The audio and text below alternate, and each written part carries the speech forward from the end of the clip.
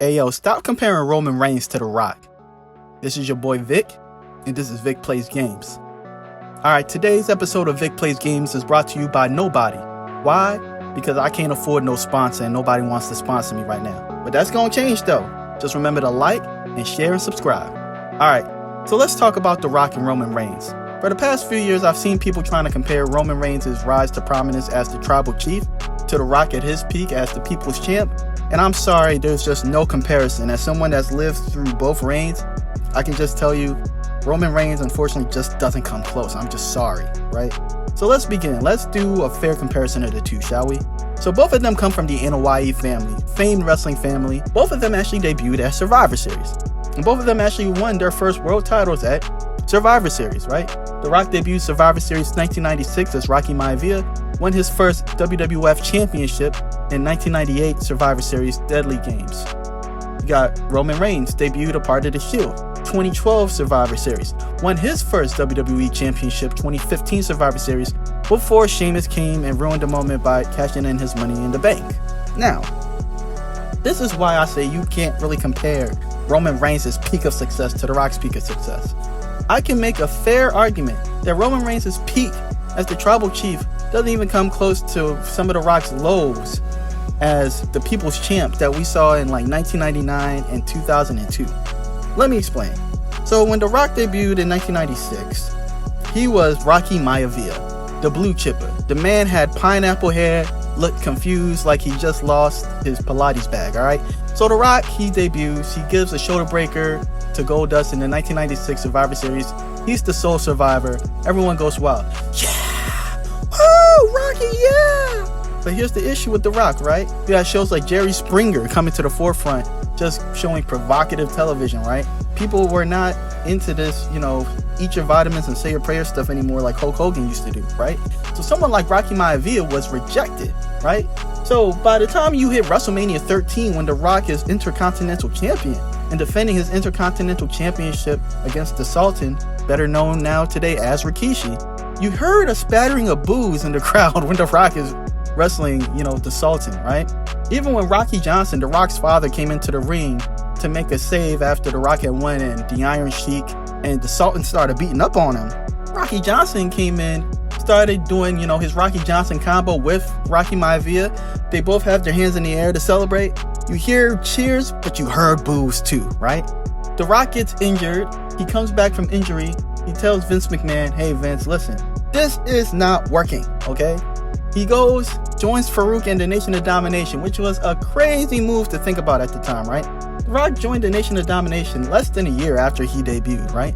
So less than a year after The Rock debuts, The Rock goes from being pushed as probably the most cutesy babyface the company has ever seen to joining probably the most hated faction at that time. The reason why I say the Nation of Domination was the most hated faction at that time, you actually had a rise in racial incidents due to the fact that you had a lot of white people joining white supremacist organizations such as Volksfront, White Aryan Resistance. You know what I'm saying? A bunch of skinheads would come to WWE events.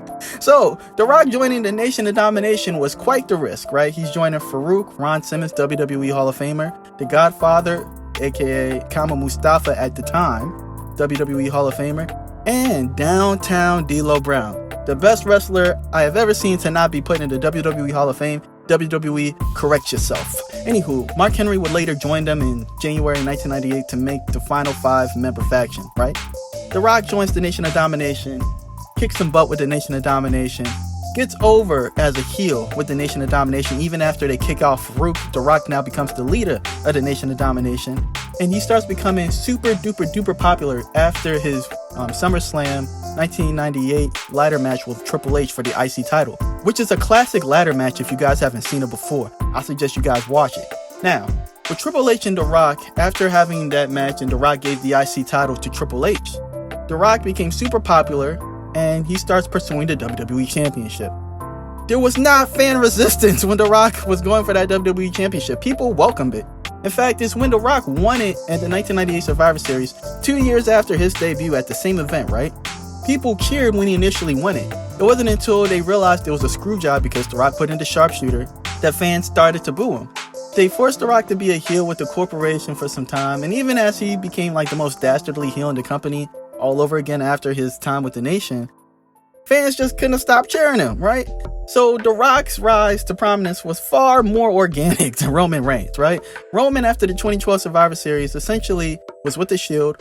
People liked him when him and Seth Rollins were tag team with The Shield, because people forget Dean Ambrose was initially the leader of The Shield before they started rewriting stuff and said Seth was the architect of The Shield, right? That was a sign that they were going to break them up eventually. And of course, it seemed that Seth was going to be a heel and Roman was going to be the babyface that they pushed, right? Because they felt like Roman had that look, right? But Roman at that time did not have mic skills. That guy could not talk. Terrible. So when you look at Roman Reigns and Seth Rollins and Dean Ambrose, probably three of the most successful wrestlers of the past, decade. I don't think that can be argued with all the world titles they've won in numerous companies. You look at how Roman Reigns was presented and how he was received, and the fans hated him.